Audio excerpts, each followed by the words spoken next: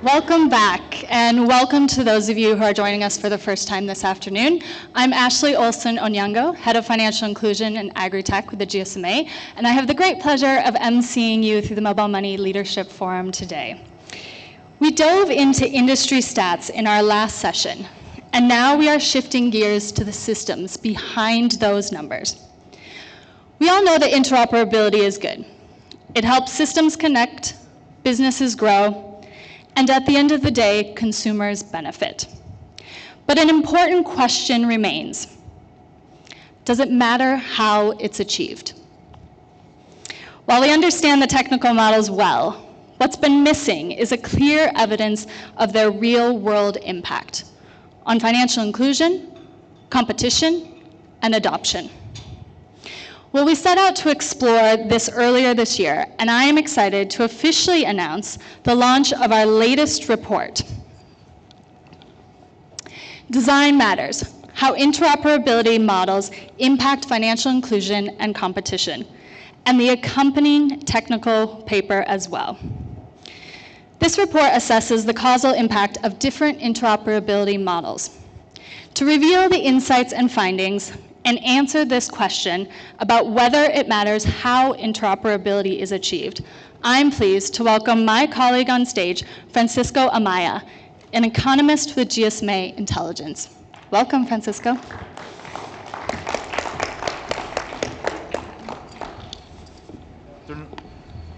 Sorry, is this working? Yeah. Good afternoon, everyone. Thanks, Ashley, for the introduction. My name is, I work for GSMA Intelligence, and I'm glad and pleased to be here to present the initial results and the latest results of our latest report around the empirical effects of interoperability in terms of mobile money adoption and competition. We believe that the topics and findings that we are developing in this study are quite related to the discussion that we are having, not only in this session, but for policy decision. And our expectation is that we expect that this can provide some type of guidance in terms of deciding what is the best interoperability policy that can be implemented in terms of increasing and boosting adoption and competition. So before starting, just let me introduce some technical concepts that we are developing on this report. The basic one is, what is interoperability? Interoperability is basically allowing different systems, products, and services to work together. But as in many policy decisions, this can involve some trade-offs. So there are some benefits and some costs that we have to analyze and that we have to interpret. Basically, around the benefits, we have some reasons why firms decide to implement it. For example, the network effects, the cost reduction, the improvements in consumer value. However, also, there are some reasons why governments are willing to implement it, and some of them are, as I highlighted in this slide, for example, promote competition, realize economic externalities, and solve some coordination problems. However, when interoperability is not well implemented or in an incorrect time, it can involve some costs or some risks. For example, here we highlight some of them, at least from what the theory says. For example, increase operational costs, reduce the product differentiation, discourage innovation and investments, and some concerns on privacy and security. This is the reason why there is a question around what is the policy design that maximizes the benefits and minimize the costs, and this is something that we develop with our econometric analysis. So before going into the results, we have to understand that interoperability goes beyond a binary decision. So basically we have 3 policy alternatives that can be implemented, and we were able to collect data from all the countries that have implemented mobile money from 2013 and classify them into these 3 categories. So basically we have first market-led, which involves interoperability when operators and providers can decide by themselves the governance and the rules. On the other hand, we have regulator-led or national switches when the government decides the governance and rules related to interoperability. And finally, we have voluntary models when the providers are not mandated to implement this particular rule. So the picture until 2024, until the last year, is that most of the countries have already implemented interoperability, meaning that less than 10% of the countries have implemented this particular policy. And also the vast majority are using a regulator-led or national switch interoperability. And this raises the question again, are governments implementing the policy that maximize the benefits and minimize the cost? So for answering this question, we develop our analysis based on difference in difference analysis, which is the most modern and robust econometric models to estimate the empirical effects that each of these policies can have in terms of mobile money, adoption, and competition. So here you have the complete picture of what is happening in the last few years. And we have, again, another question, and is considering that regulator-led and government approaches are usually not flexible and the governance is quite rigid, our main question is, again, which is the model that maximizes adoption and competition? And as you can see in the following chart, there is a trend where countries and markets are deciding to implement regulator-led or government approaches. So basically, this is the picture until 2023. From this particular slide, we cannot infer causality. This is just like a picture of what is happening until 2023. So in the chart of the left, what you can see is that countries that have implemented interoperability have better levels of adoption, and the approach that is showing a highest performance is actually the market-led. Also,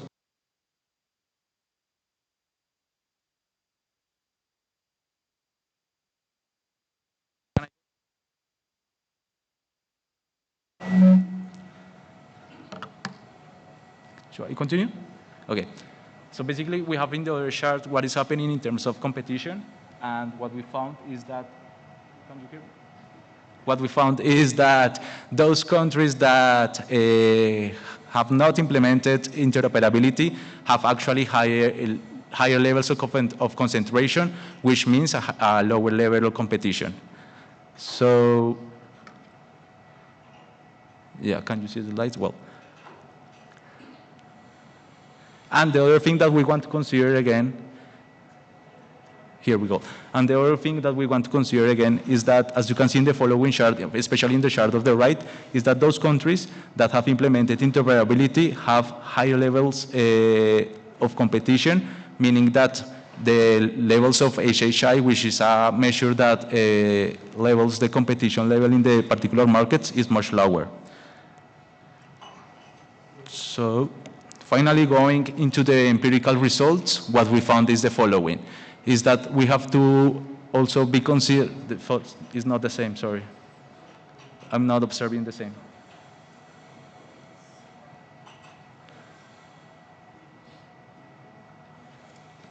Yeah. So, well, we can go with the empirical results. And what we are finding is that maturity, which is defined after when markets reach some degree of adoption, is in specific for this particular context when adults have a higher level of 50% of penetration. What we found is the maturity is associated with higher levels of adoption and competition. This means that there is no sense of implementing interoperability before reaching some degree of maturity because the providers don't have any incentive to invest if it is implemented before. In the other hand, what we found, again, empirically, is that countries and markets that have implemented interoperability before reaching some degree of maturity, these don't have any type of effect in terms of adoption and competition. And actually, we found some evidence that says that it can impact negatively or can reduce the usage of the mobile money services. Also, when we wanted to address the empirical question of what is the best model to improve competition and adoption, what we found is very clear, and is that market-led approaches is the only robust and consistent methodology to increase adoption and competition. On the other hand, what we found is that market-led, regulator-led don't have any type of impact, and in terms of voluntary model, what we found is that there is not enough variation to conclude something clear. And with this, what we found is that the best combination that we can have to increase competition and adoption together is implementing market-led interoperability after reaching some maturity degree. And this is reflected in the following table, which is a summary of all the empirical methodologies and models that we have estimated in our report. So how this is then translated into numbers? So, well, basically what we observe is that market-led interoperability after markets have achieved some degree of maturity is associated with an increase of 6 percentage points with respect to the baseline. And this in real numbers means additional 30 to 70 million subscribers or users for mobile money services. And the reason why this works is again because the providers keep the incentives to invest and have the flexible governance to choose what is better for their users and their consumers. So wrapping up, the conclusions are very clear. Our first conclusion is that interoperability can work well, but it depends mainly on the design. The second one is that interoperability only makes sense after reaching some degree of maturity. The third one is that across the multiple alternatives and models of interoperability that we have explored, the only one with robust and consistent results in terms of adoption and competition is market-led. And again, if the question is to understand what is the policy and the combination of policies that can have to maximize the benefits and minimize the costs, well, market-led after reaching some degree of maturity is the best alternative or the best combination. And our estimation suggests that this can increase in the most conservative scenario at least 6 percentage points of mobile money users. And in real data, this can represent 30 to 70 million users. So these are like the main findings. Both reports are now available on the GSMA Intelligence and Mobile for Development websites. Here are our contact details, and we'll look forward for any type of question, contribution, or feedback that you have. Thanks a lot.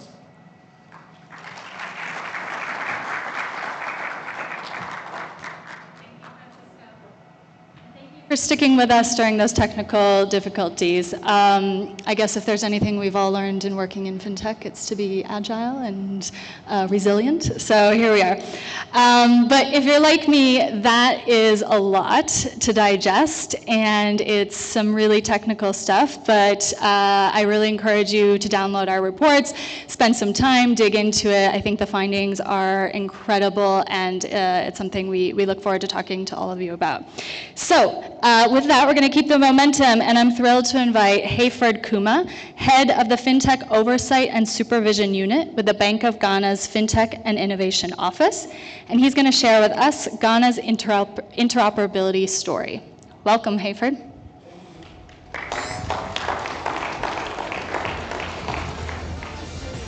Hi, good afternoon, everyone.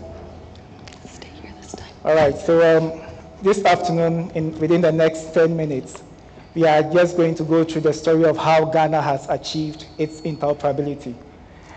At the beginning of every story, you would want to know what are the objectives. And so we'll begin with the objectives of Ghana's payment systems journey.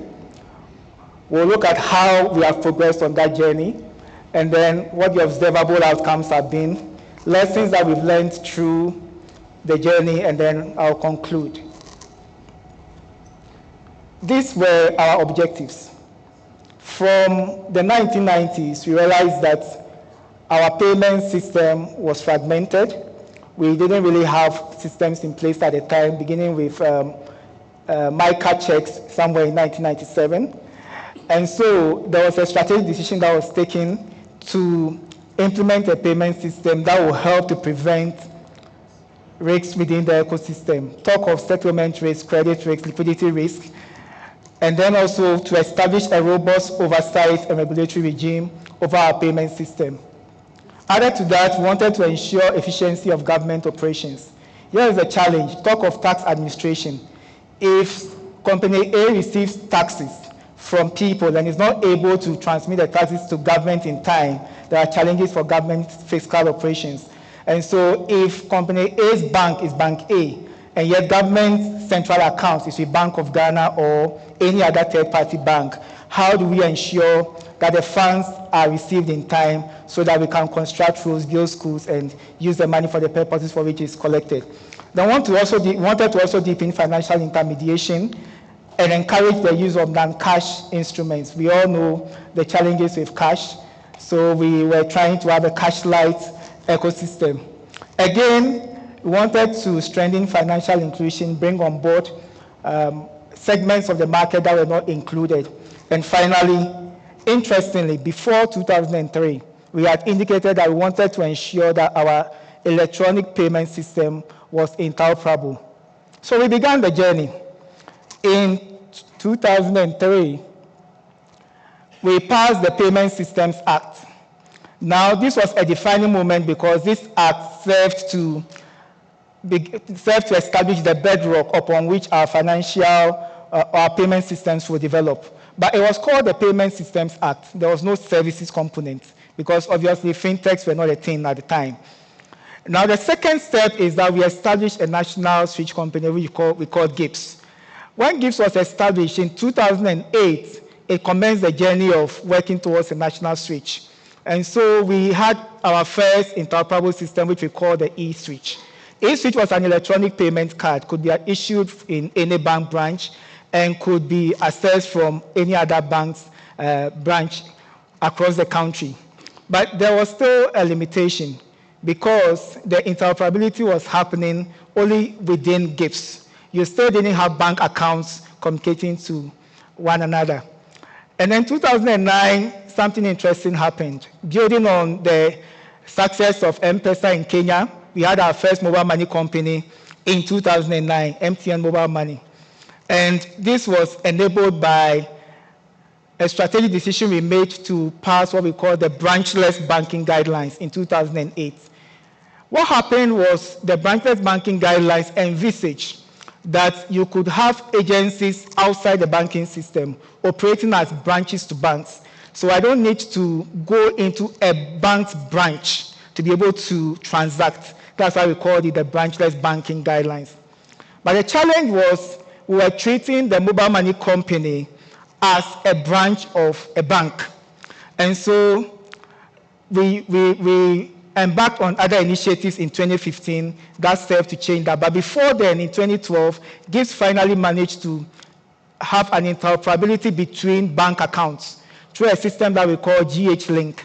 Basically, say Ghana Link, where we are linking all bank accounts within the country through the national switch. So 2015, with the assistance of CGAP being an arm of the World Bank, technical assistance from them from 2013.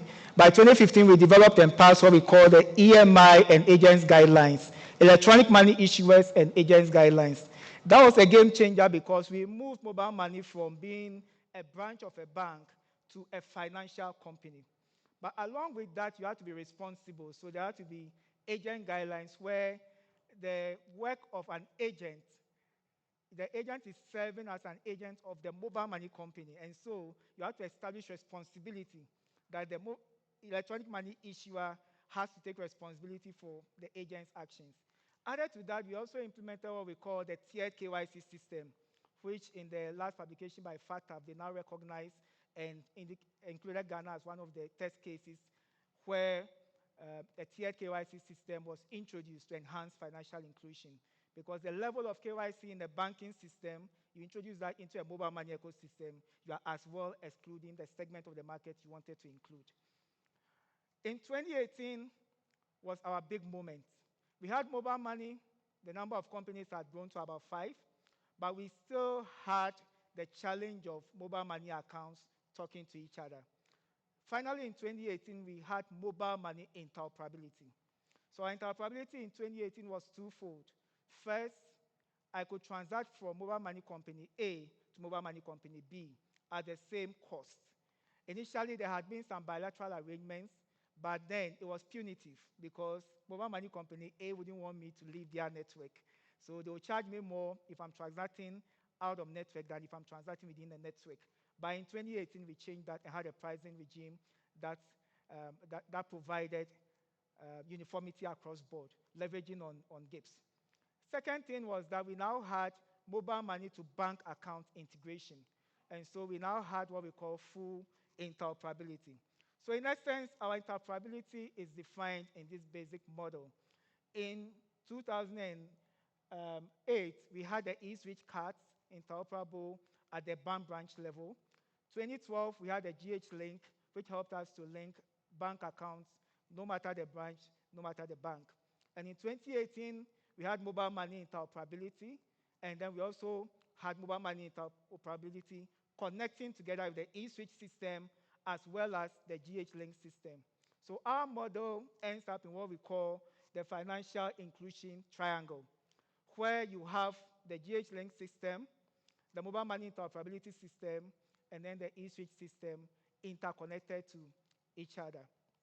And this has been achieved, but how do we consolidate our gains once interoperability is achieved?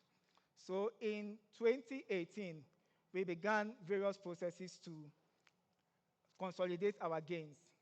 We prepared what we call the National Financial Inclusion Development Strategy, which charted a roadmap to ensuring that we are able to use the fintechs, the banking system, and so on to enhance inclusion and not to deter it.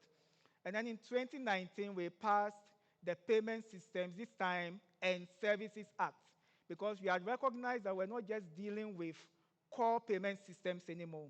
There were now providers, like the electronic money issuing companies, like the fintechs who had built innovations on top of these companies, on top of these platforms, which were more or less serving as agents of interconnectivity. And so we sought through the Payment Systems and Services Act to bring all of them under a unified regulation. Another thing we did was to require what we call interoperability. So we have already achieved interoperability.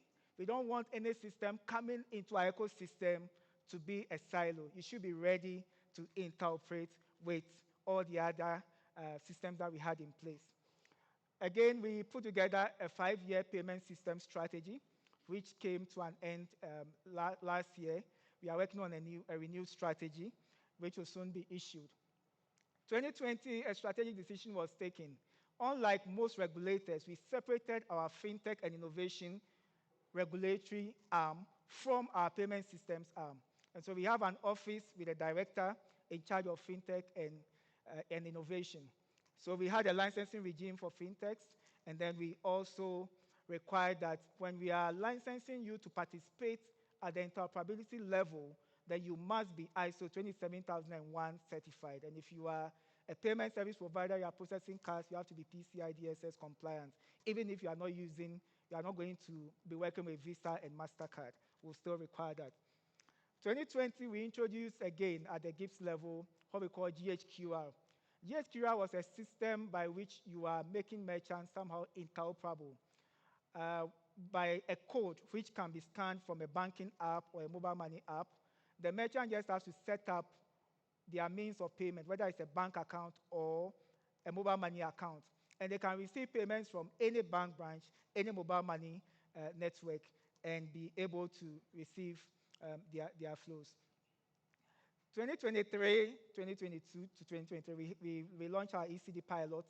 We also integrated this to the payments ecosystem because we're using wholesale CBDC for the banks and the retail CBDC for customers.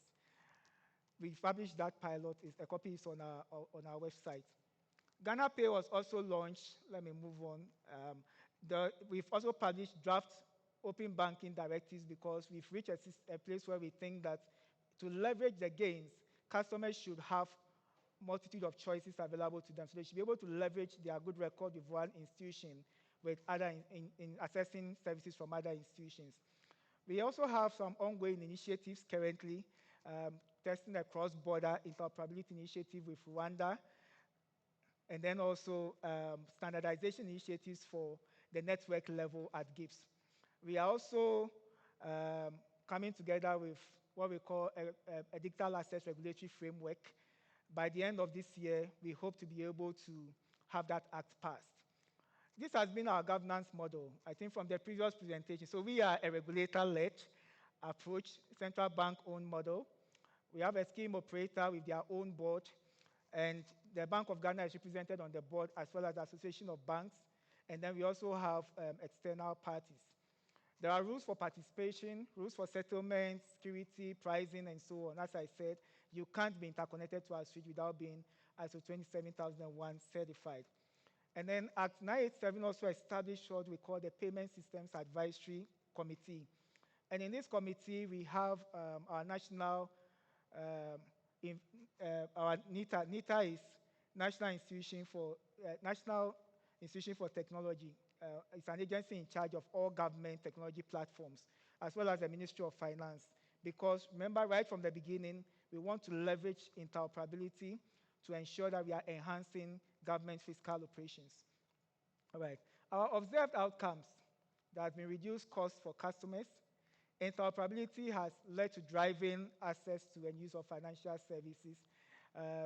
And then transaction volumes have increased mainly on the one that we attribute to interoperability is mainly from the bank to wallet and wallet to bank side, because we used to have bilateral models where an MNO will have an agreement with a bank, but now what interoperability has brought to bear is that you have it at a universal level through the GIFT system. So interoperability through mobile money has become a key driver for financial inclusion. And these are the lessons we have learned along the way. Despite the fact that market-led approach may yield better outcomes, as has been previously presented, we have realized that central bank leadership in some contexts is key in driving the initiative. And clarity of rules is very, very important. I think during one of the sessions earlier, we heard that if I'm driving and the road is not very clear, obviously I'll be very cautious. But the road is clear, I know what to expect, I can speed up. So the innovators speed up better once there's clarity of rules. Regulatory flexibility, Bank of Ghana is noted for that. Inclusion as a key driver leads us to invest in these things. But stakeholder collaboration is key. The banking sector, innovators, academics, research institutions like GSMA have all played very important roles. And investment in technological infrastructure. In Ghana, we have a situation where there is a significant mobile money service provider because they have made their investments. And so it's important that we drive investment within the space. Scalability and progression. In Ghana's case, we've had 3 systems, and it's been a scale from eSwitch to GH-Link, and finally to mobile money interoperability. So the lesson is that start wherever you are. The systems that you build, make sure they are open. We've also had discussions on open APIs earlier. Privacy and security risks are paramount, so we don't take it for granted. Although we want to encourage innovation, we cannot allow certain levels of access without the appropriate security systems in place. And so, in concluding, for Ghana, mobile money interoperability has really helped to promote financial inclusion. It's enabled seamless digital transactions. It supported the growth in fintech products. And very importantly, in achieving mobile money interoperability and full-scale interoperability in 2018, that really became a lifesaver for Ghana within the period of the COVID-19 pandemic, because people still received their salaries through the bank, but they did not have to go to the banking hall. They did not have to withdraw cash to pay a merchant, leading to the spread of the virus. All they had to do was move their funds into their mobile money accounts or straight into a merchant's accounts, and they were able to transact. And by this, we believe that many lives were protected. Thank you very much.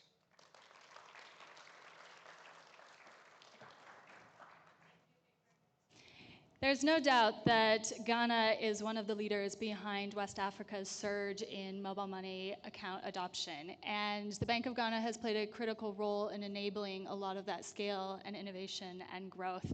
This is reflective in the GSMA's Mobile Money Regulatory Index, where Bank of Ghana has reached top marks for enabling policies. So we're super happy and privileged to have you here today, Hayford. And we thank you also for challenging us. I hope that that comes out a little bit in our panel discussion today. So without further ado, next we have all these chairs to welcome some fantastic leaders from the industry. So with that, Karim Dia, my colleague, I welcome you on stage with your panelists, and we take it from there.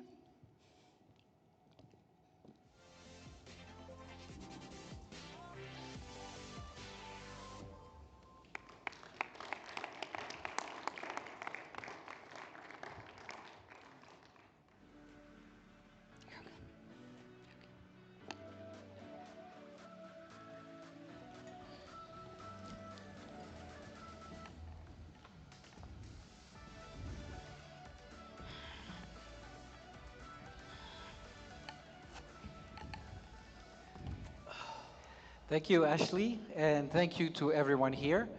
A warm thanks as well to Francisco for the research reveal and to Hayford for the Ghana case. Two perspectives that frame today's discussion perfectly. If there are any questions from the audience for Francisco or for Hayford, they both will be happy to answer them when we open the floor to questions. At its heart, interoperability is about connecting accounts and systems so people and businesses can pay anyone affordably and instantly. Our objective now is to link evidence to execution. Which models work, which policy levers matter, and how providers can build commercially sustainable rails that advance inclusion. We'll now broaden the lens with a fast-focused panel. I'll invite concise answers, about 3 to 4 minutes each, please, so we cover the ground and leave questions, time for questions from the audience. My name is Karim Dia. I'm a senior specialist mobile money at the GSMA. And today we have on the panel Mr. Simon Karemu, who is policy manager, banking and payment services at the Central Bank of Kenya.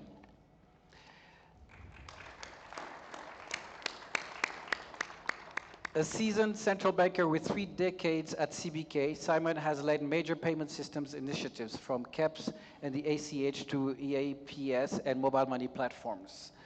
And he helped steer Kenya's National Payment Strategy 2022-2025 toward a secure, fast, collaborative ecosystem. We also have Faith Owino. Faith is a senior specialist legal and regulatory affairs at M-Pesa Africa. a tech lawyer focused on digital finance across multiple jurisdictions.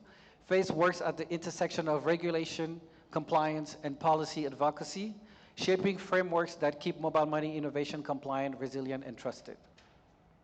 We also have Ali Monzer, who is Chief Executive Officer of MTN Rwanda. With over 24 years across African and Middle Eastern telecoms, Monzer has championed mobile financial services as a catalyst for inclusion. His leadership emphasizes customer-centric innovation and strong public-private partnerships to build interoperable digital ecosystem. We also have Polycarp Ndekana, who is Group Head Products and Partnerships at Airtel Africa. A certified digital finance professional, Polycarp leads product development and strategic partnerships across credit, savings, insurance, IMTs, and payments, driving scalable, customer-centric solutions across multiple markets. Last but not least, we have Brian Muthiora. Brian is Executive Head, Mobile Financial Policy and Regulation at Vodacom Group. With over 18 years in financial services regulation, Brian leads group-wide policy and regulation strategy across African markets, working closely with public authorities to foster enabling environments for inclusive, technology-driven financial ecosystems. Thank you all for being here. I'll pose one focused question to each of you. Please aim for about 3 to 4 minutes so we keep the discussion sharp and leave time for audience Q&A. I will start with Simon. So Simon Karemu from the Central Bank of Kenya. In the next 12 months, what two supervisory priorities will most accelerate inclusive interoperability in Kenya? One risk control and one enabler. For example, tiered KYC, an instant payment hub, or open APIs. Please give us a concrete example. Thank you. Okay, thank you very much. I hope I can be heard clearly. Yes, I'm happy that that question is coming immediately after the Ghanaian story. I'm very passionate about the Kenyan story. I may not have the time to narrate it in 3 minutes, but then it's an exciting story, and we have shared a lot with Ghana, so you can look at that as a replica. And a lot of literature is out there for the Central Bank of Kenya. So in terms of numbers, we walked the journey almost the same times. You heard Ghana talking of 2018 when we started interoperability. Is a journey that we have walked, and we have seen the benefits, really. What we are doing at the Central Bank of Kenya now is going to the next level. We have the statistics, we have the history. It has been displayed to us here out of their study. And one of the results that I liked is really, they talked of maturity. Before you interoperate, you need to be, the market needs to be mature. I want to remember a slide there that talked of 50% and 90% penetration. I think Kenya is mature. So our policy objectives that we are thinking about, I think about early. And in view of time, I'll just summarize them. I won't go to the history. What we are looking to do is really to develop a robust framework for data sharing. And I'm sure a lot of you here have heard of open finance. It's not a new conversation. But we're exploring on how to implement that. Again, there is no one-size-fits-all. So what we are doing is we've done a study. We've done a diagnostic study that was facilitated by CGAP. They have been trying to assist in this area of payments. And the results were shared not too long ago. And we are at a stage of now developing what we are calling a position paper to guide us in the direction of open finance, open banking. That is one of the priorities at the moment. And coupled with that, obviously, is the fast payments. Remember, we are interoperable, but the interoperability that we're enjoying today is really through bilateral agreements. Mm-hmm. Yeah. Okay. So we want to have a space where we have a fast payment system. Okay. We talked of switches. We are exploring all the ways that that can be done so that it will be plug and play, and we are not looking to undo all the good things that we have done. We either build on what we have, or we shall now develop something else with a lot of consultation, collaboration with the stakeholders. That is also something in the going, and our target was the end of this year, and this is all guided by our National Payment Strategy 2022-2025 that set out for open finance and open APIs. The other question was risk control. Yes, when you open up your space like that, really, you need to look at your cybersecurity and the other frameworks. We have heightened that quite a lot, and we are reviewing what we have in place now, so that as we get to that next level of the open finance and banking, then you're able to manage that particular risk. There was early in the day when they talked of we need innovators who can build products. We need a technology that can provide, I think if I remember my plenary right, and regulators who can enable. I think for us is enabling, we are not building, is facilitating and providing that enabling environment.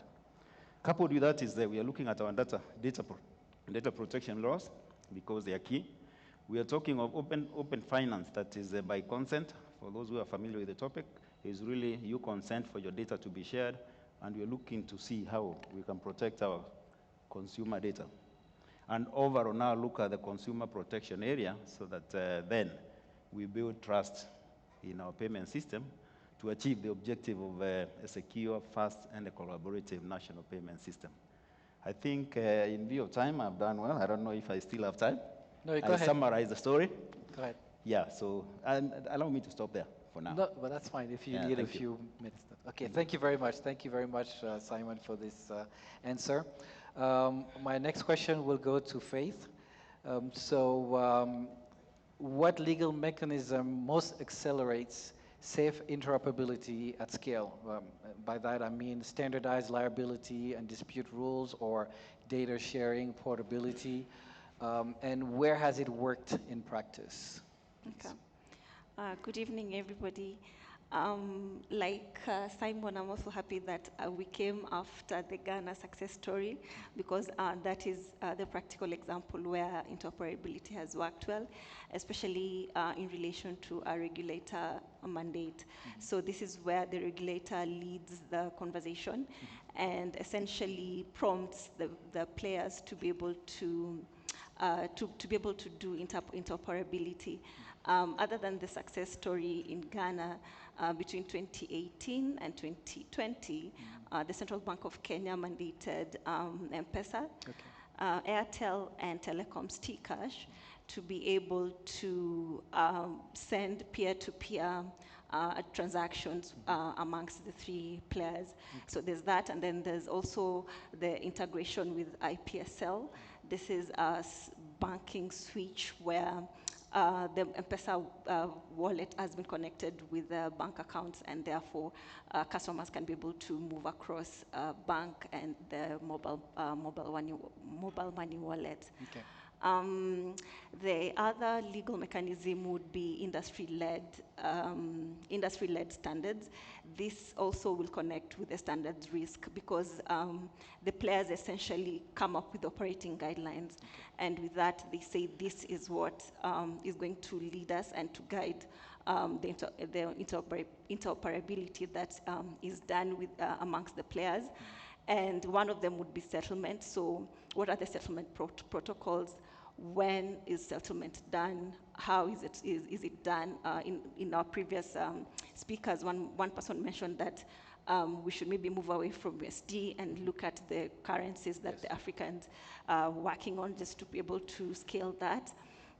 Also, dispute resolution will come in, liabilities such as who bears responsibility when a customer is not, when a transaction fails or a reversal needs to be done. And also data sharing also come into play. And this is where, for example, M-Pesa would share a customer's data with Airtel and just ensure that it is secure, there's consent, and there's privacy. Another legal mechanism would be to just set up the contractual framework so that within the players, they come in with trust to know that the commercials have been well taken care of, the standard risk and liabilities have also been documented, the SLAs have been put down so that we know that when a customer requires money to be sent to them, how long will it take, and has that been agreed amongst all the players. And then there's an interesting angle that I'm seeing with the regulators where they're bringing in regulatory sandbox. This is where, before a product is rolled out to the market, the players will be able to test their products where the regulator is watching. And this also would support interoperability and even ensure that there's faster time to market. And lastly, I'd say that there has to be regional collaboration so that, especially when it comes to regulation, so that we know that this regulation speaks to another jurisdiction regulation and so forth and so on, so that to ensure that once we decide to play into the operability space, then it's going to be seamless. Okay. Yeah. Thank you. Thank you very much, Faith. That was a very thoughtful and detailed answer. I will go to Monzer next. So what is the single biggest bottleneck to scaling interoperable usage in Rwanda, and one action that MTN is taking with partners to remove it? Yeah, good evening, everyone. Moraho. First, when mobile money started, I remember in 2009 when we started mobile money in Ghana, it was a very basic cash in, cash out. After 16 years, mobile money ecosystem has evolved to a more advanced services. And I do believe this technology has positioned Africa as a Silicon Valley for mobile money. Interoperability is not about connecting system or connecting application together via an API. It's about creating freedom, unlocking potentials, and allowing the customer to transact freely. One of the major challenges in the interoperability right now that we see from our side is the security, the automatic settlement, and the fraud detections. We need to establish a robust KYC framework in place. We need to make sure and invest on automated fraud detection mechanism and real-time settlements between the operators. And here, when I say operators, I'm not only referring to the mobile network operators.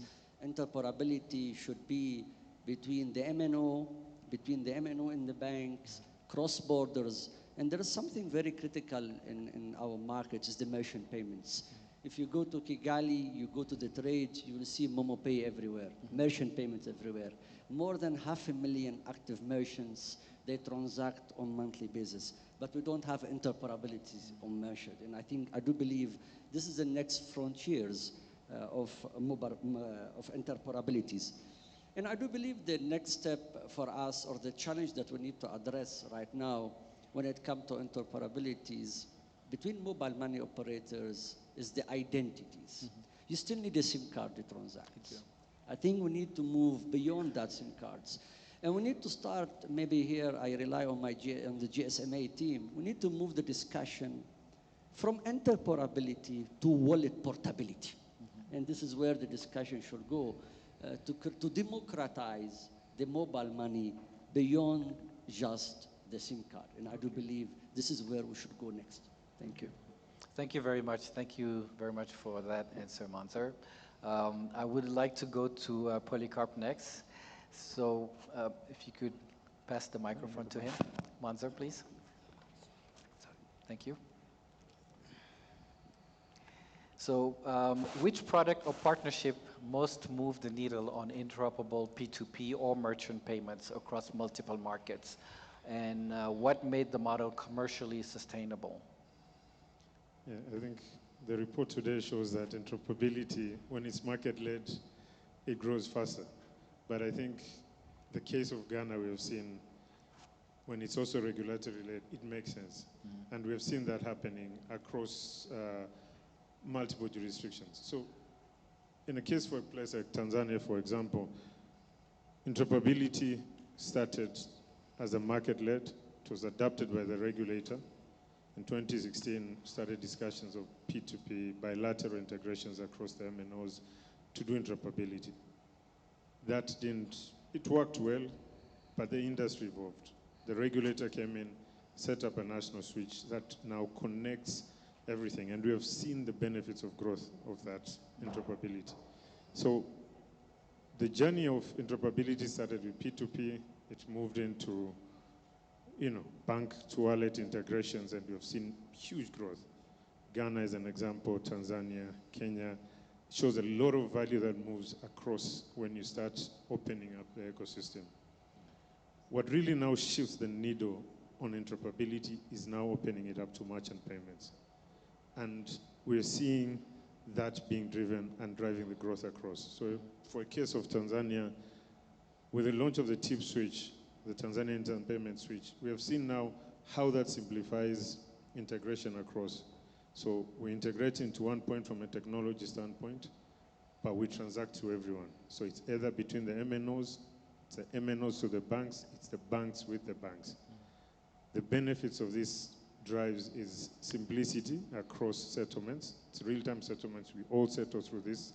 There's price transparency. So that really gives now customer confidence. It shows out to the ecosystem what is there. We have seen now expansion of use cases across.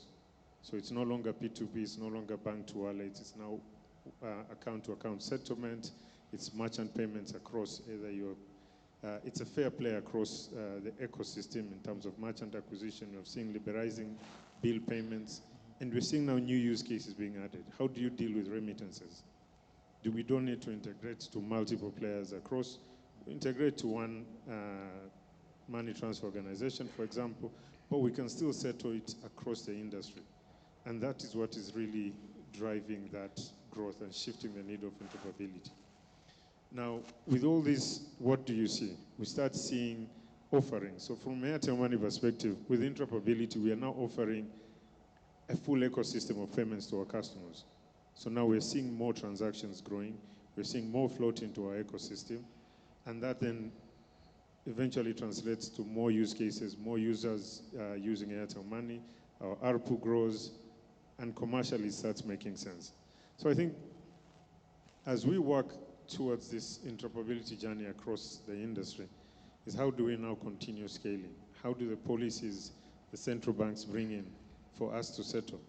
Why do I struggle coming from Tanzania going into Kenya and paying a merchant, or coming into Rwanda? So how do we now bring in, either from a regional bloc perspective, let's say the East Africa Community, SADC, COMESA, how do we bring in, the BCIO in West Africa, and how do we connect? We have seen the journeys of start-stop PAPs try to come in, the Cyrus switch, but they're not scaling up as quickly as we want. So I think, to us, interoperability is a journey of growth, a journey of sustainability, and it eventually translates into a commercial viable model for all players in that ecosystem. Thank you. Thank you. Thank you very much. That was a very detailed answer. I'd like to go to Brian. Across your markets, Brian, what one regulatory design choice has best aligned provider incentives with consumer affordability for interoperable payments? It could be domestic, it could be cross-border. So in addition to that, what lessons might regulators in other markets draw from that experience? Thanks, Karim. I think as the data shows, market-led approaches are always more successful, especially from the operator's perspective and also from the customer's perspective. In our markets, what we've seen, and I think Polycarp has spoken to the example of Tanzania, Tanzania is one of those markets which has had two models. You had the market-led approach, which began, I believe, in 2015, and then was overtaken by the regulator-led approach. And it's almost as if there's a contest between the market-led approach versus the regulator-led approach. But I think what would be an ideal outcome would be some sort of partnership between the operators or the market-led approach and the regulator-led approach, where, as Simon says, the regulator's role is that of facilitating, facilitating the interoperability with the right policies, and leaving the market to design the interoperability model that works best for that market. Of course, the regulator will be there to cover for whatever consumer interests there may be. But assuming that these are two disparate issues, I think we might be missing the point. I think we need to look for a model that is sort of a hybrid between the market-led approach and the regulator-led approach. A similar issue we're seeing in places like DRC, where the industry had its market-led approach, but the regulator is now in the process of implementing a regulator-led approach to interoperability. And again, the message there is that find areas of collaboration between the two, between the two stakeholders, the regulators and the industry, to get an outcome that works best for the sustainability of the business, but also for the consumer and other sort of safety issues that the regulator looks out for. Thank you very much, Brian. So thank all of you. So we'll now take questions from the audience. So please introduce yourself and keep questions brief and indicate which panelists you are addressing.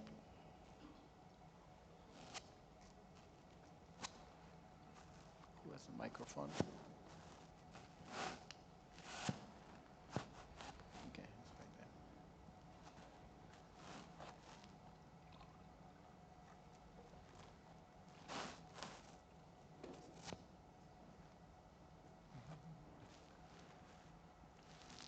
Okay, thank you very much. I'm Dietene, the CEO of MTN Rwanda. I have a question which I want to address to everyone here on the panel. Actually, as you can see, like the GSMA has this mobile money API, but we don't have a specific API which can combine all the APIs together in Africa. So if I apply it to my developed software or something, it just correct all the payments across the Africa. Actually, it requires getting to the MTN to get the API, getting to the Airtel to get the API, to M-Pesa, the same case, using the cards, but you don't have a specific API which can combine all the APIs together, and it gives the payments together. And it requires us to rely on the third parties, which can be sometimes risky when we are getting the payments from clients. So what are you thinking on this and how you can solve this? Thank you. Okay, so it's a technical question on APIs. I don't know who wants to answer. That would most likely be an operator, not whoever. Sorry, I'll take. I think, and the regulators are here, so that's the beauty of the question. The APIs are available in almost every platform. MTN has them, Safaricom and M-Pesa has them, Airtel Money has these APIs. The question is, when you want to integrate them from a central point, varies. Our platforms are slightly different. Our regulations that cut across are different. You work with Airtel Money, we operate within 14 countries in Africa. We build APIs which are standard, but will require you to integrate in 14 different countries, simply because the regulations don't allow us to have a central point of integration. Your settlement that you're requiring also varies because we operate in different countries, the currencies are different, the regulations are different. So the settlement process and the currency will always vary. It's an unfortunate bit, but I think as the industry evolves and the regulations changes across the region, we'll always come to find that central or similar way of integrating and settlement for those transactions. Yeah. But it's something, I guess, it's work in progress. Let me give it to. Yeah, thank you so much. It's a very valid question. Before we talk about integrating all the mobile money platform and deploying or generating a single API system, we need to talk about standardize the API structure. I do believe GSMA and TM Forum have done an amazing work in standardizing the API structures, the input, the output parameters. If you see now, majority of the mobile operator or the mobile money operators, they do have standard debit APIs, credit APIs, KYC APIs. Yes, they are still in silo. What you are saying is very valid. They are still in silo, like the mobile money open API from MTN, where we are trying to democratize the API platform. and bring tech startup, innovator to come and develop. Because at the end of the day, if you want to digitalize any economy, you have to digitalize the payment method at scale. I do believe Airtel Money the same and M-Pesa the same. But we don't have yet an open API gateway that integrate all the APIs platform right now. I do believe we have a framework where the API structure is the same, so it will make it easy for the developer to develop an application that can accept payment from Airtel Money, from MTN Mobile Money, and from M-Pesa, because all the API are standardized with the same input parameters and output parameters. Thank you. Thank you very much. Anyone else has a question? There's a hand. Hi, I'm Ludovic Bernard. I'm a researcher with Dunyava. I'm listening to all of this and to the question here, and I'm looking at the screen and I see that this has been sponsored by the Gates Foundation and Visa. Well, I guess Visa's the competitor, or they're trying to get into the space, but isn't this exactly what Visa does between issuing bank, merchant bank, acquiring bank, and creating a platform for just this to be able to happen? Because it's true. Look, we're here, we're in Rwanda, and Rwanda works how? If you have an API, if say this gentleman here wants to go to Momo and be able to integrate Momo services, Momo will charge him 2.36% in aggregator fees, yet they'll charge an individual business 0.5%. So he's immediately out of the game, unless it's an online business of some sort. If you want to do person to merchant with MTN here in Rwanda today, using eCash, which is our switch of sorts, I have to pay. So, and I don't know I'm on the receiving end, what they pay, but I have to pay. So it kind of defeats the purpose, no? And so the question is that, well, okay, there's some API integrations to happen, there's some central bank regulations to happen, but what is the general focus to actually grow this ecosystem so fast payments can be made? Because if I look at it, we do have some things there today, but it's just very expensive. It almost discourages people to be able to even work in the space. Okay. Anyone wants to take a stab at it? It's a tough question.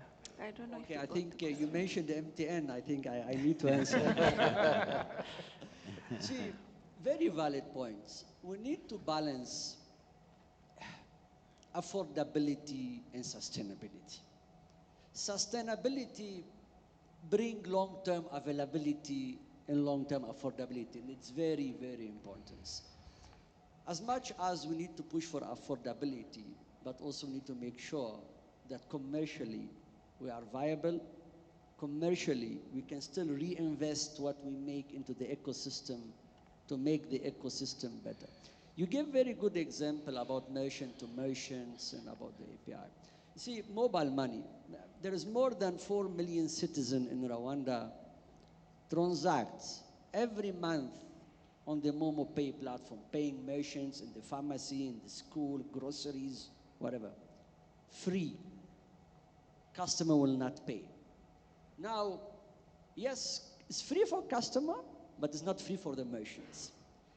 If the merchant decide to cash out the float, to liquidate his float, yes, the merchant has to pay. 0.5, 2.5, 2%, there's a tiered approach. Always the lower tier, we subsidize the lower tier. Lower tier mean low value customer, medium value customer, rural customer will try to subsidize. But we'll also, as an operator, we'll try to make some commercial profits from the higher tiers to reinvest back in the platform. Our objective is to keep the money in the ecosystem. That 2% or that 2.5%, you can avoid it. Don't liquidate. Keep the float into the ecosystem. Pay your supplier using mobile money. Pay your electricity bill using mobile money. So we are creating an avenue. We are creating an ecosystem to motivate you to keep the money within the ecosystem to really drive financial inclusion. So this is what I want to add from my side, and maybe the team or the colleague can also contribute. Thank you. Okay, Polycarp has a point. I think you've said it all. I think we have to really look at how we sustain that ecosystem. How do we build the products? How do we retain them? How do we distribute them? The fees will always look high, but as the scale grows, you tend to start seeing those transactions. As the ecosystems mature, the fees start going down. I think it's a matter of time and how the environment really changes. And I think mobile money and payments to merchants are way cheaper than you've mentioned Visa and how the scheme fees charge merchants. So I think we are in the right direction as mobile money operators in terms of growing this business and how do we retain sustainable and how do we keep it. And he has said it clearly, keep the value in the ecosystem. You start seeing those prices going down, transaction after transaction. Thank you. Okay, thank you very much, Monzer. Thank you, Polycarp. We'll take one last question. I see your hand over here. Thank you very much. My name is Sergio Rutakaza. Can you put up the microphone? I am the lead of Sage Entrepreneurs Academy, an incubation hub in GSMAi. My question was to the leaders of MTN. Most of these small operators, I usually say, like, when you invite an elephant and a rabbit for a business meeting, and you expect that the rabbit pays the same bills like the elephant, it is always unfair. And when it comes to the mobile money operators, you find these mobile money operators, they are suffering from two things. Number one, they are paying the prices of the company, telecoms companies. And then number two, they are paying the prices of the government. So, and I came to a conclusion that it is among the reasons why the cost of transactions when it comes to mobile money transaction is always high, and also it hinders the integrations of inter-countries in terms of money transfers. So my question was to ask, how does such big companies like Vodacom or MTN plans to advocate or sit with other stakeholders like governments to see how these local people, they can also sit on the table like use stakeholders, big stakeholders. Telecoms is among the biggest businesses which generates millions and millions of money. But these young people, the operators on ground, they are still stuck because the money is going to the big people. So please, can you help us to understand how do you guys plan to sit the government and the telecom companies to see how you can regulate this so that the local people also can live fairly and benefit from the cut? Thank you. Thank you for your question. The microphone, please.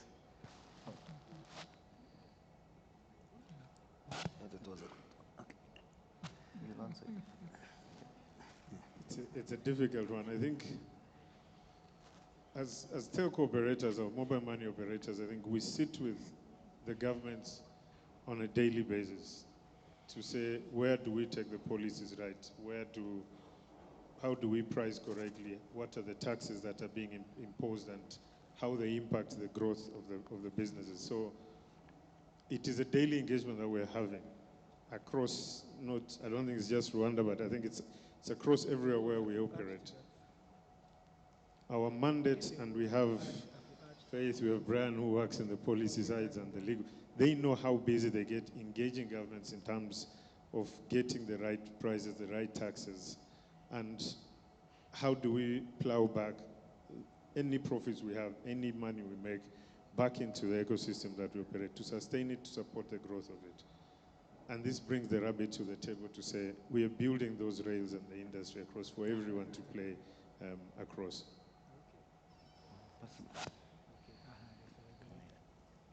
Yeah, I was avoiding the question. I passed the mic too many times.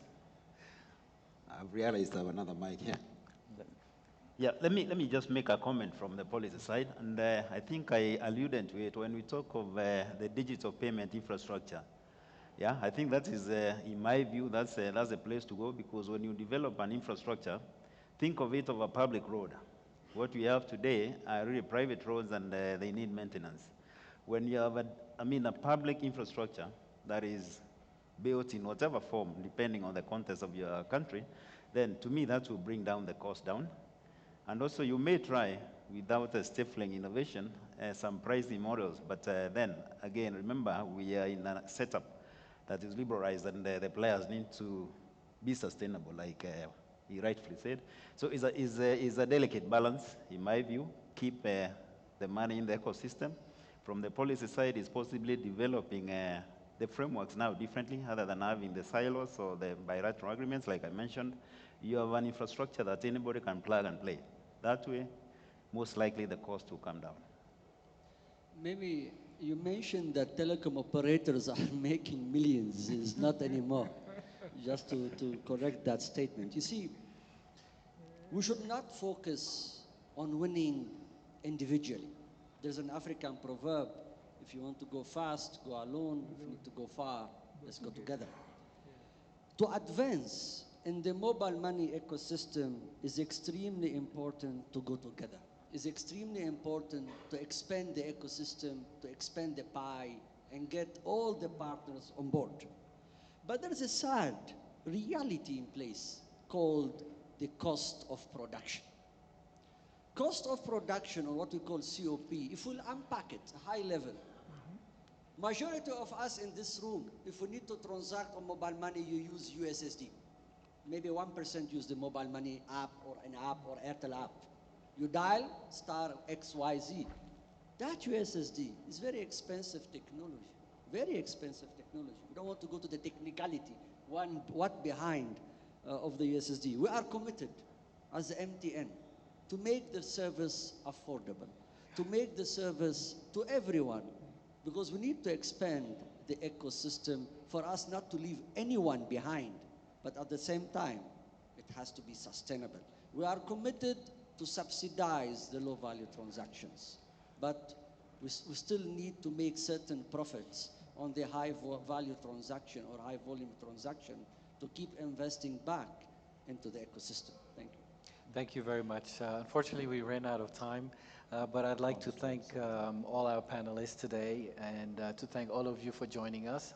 So I'd like to invite Ashley Onyango, also Onyango, back to the stage for closing remarks.